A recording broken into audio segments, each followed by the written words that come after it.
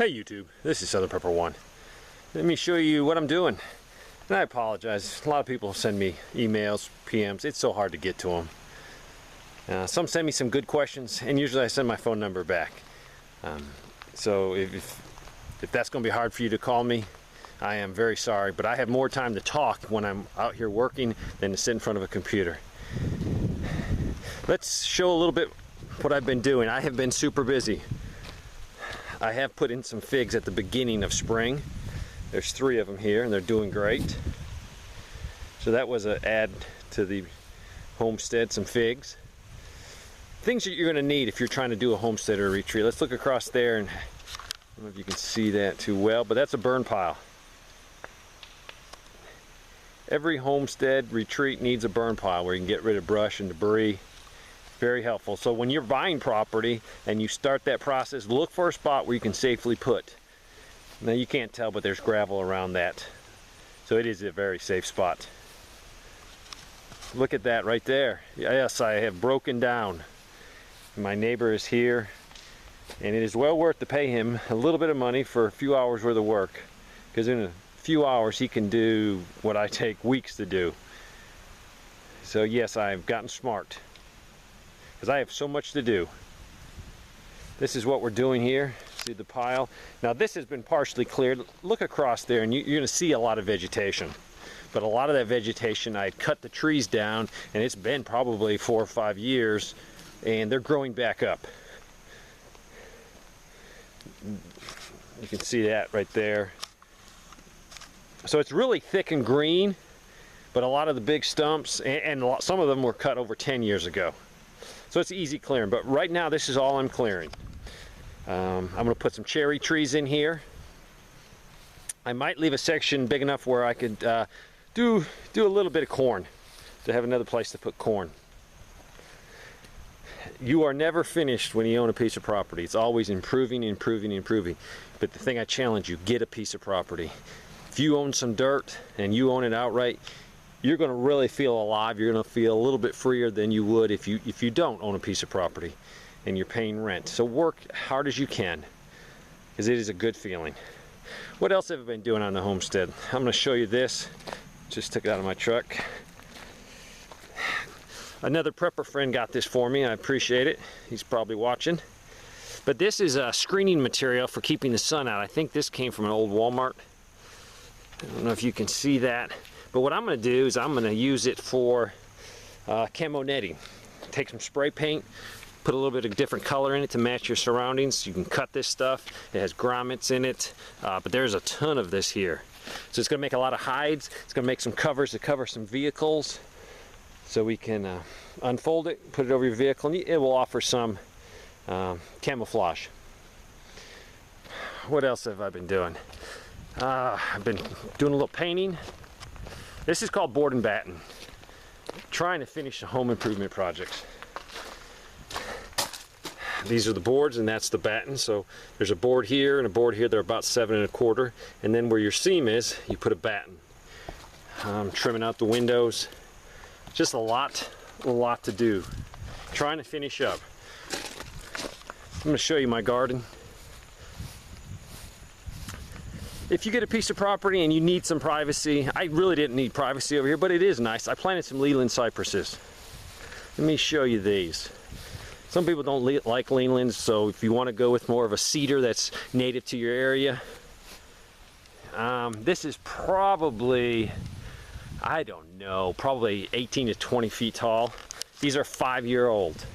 So these are 5-year-old cedars, and it has created a great barrier.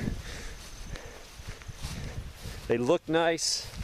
So you might have an open piece of property, you want to create some privacy. You know, also think security. Yeah, people can hide behind them, but I'm not worried because, you know, I got property over there, my neighbor. But if you in a position where you don't want people to see you, and also it's a pretty effective sniper screen. Let me show you these down here. These are 1-year-old. So they got a little bit to do to catch up. These are all 1-year-old. This used to be garden spots. This tier, that tier, and that tier. That up there is sort of my compost worm bucket. Trying to get some worms going, and they're doing awesome. Those are 2-year-olds, so they're definitely bigger. They grow pretty fast. The burn pile's up there.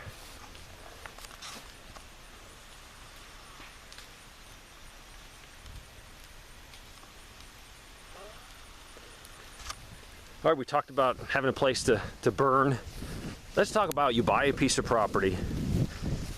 I'm going to show you, we're going to walk up here and we're going to look at a place where the opposite is, I have a problem with water. The chickens are doing good. I've cut back on my chickens. I have 11 chickens. A few of them are old. I'm trying to figure out which ones aren't laying because they will be removed from the flock. You got to remember, if you got a homestead or a retreat, every animal, everything has to pay for itself to make it truly efficient. If it doesn't, you have to get rid of them. As I told you, I got rid of my rabbits, I got rid of my ducks. My pigs, I got rid of them. Let me show you that. I'm sorry, let me walk over here. And let's show you the the pigs. Those are some apple trees right there, 2 of them. I need to get more in. This is my one pantry. Not in my house, but a separate pantry. Got pretty much just a lot of stuff that we use. This is not long-term. This is my short-term pantry. But these are my pigs, and this is full of meat. The best pork chops in the world. Everyone has eaten the pork. Is totally amazed. It does not taste like store-bought pork at all. It is so much better because it was a better product. Absolutely no chemicals, no antibiotics, nothing. Good quality feed. I wouldn't say it was totally organic, but as close as you can get to organic without that stamp of the government on it. So I got this freezer full and a freezer in the house. Just all kinds of stuff. Excellent meat. Highly recommend it. I was a little disappointed because it's a lot of work in the sense of the whole process. But after tasting the meat, the wife and myself are just, we're definitely going to get some more. I highly recommend it. So that is the pantry that's outside. But let's go talk about water. As you can see, this field, this huge field, when it rains hard, that water is going to go somewhere. So make sure you put in proper ditch, proper drains, proper culverts. Big importance of this. Don't overlook this because you're going to have a lot of problems. Do it right. Don't skimp on your culvert size. Go with the bigger. If you think you need a 12, go with an 18. Always go with a size bigger. You will never be disappointed. I have never been disappointed and said, why did I spend that extra 50 bucks on a bigger culvert? No, it's always like, I'm glad I put that bigger culvert in. I'm going to show you my pitiful garden. I'm not concentrating on gardens this year. I'm concentrating on home improvement projects, siding, painting. But it's producing a lot, but I just don't have time to deal with it. So we're not canning any of this. Basically, this is all just eat it right now.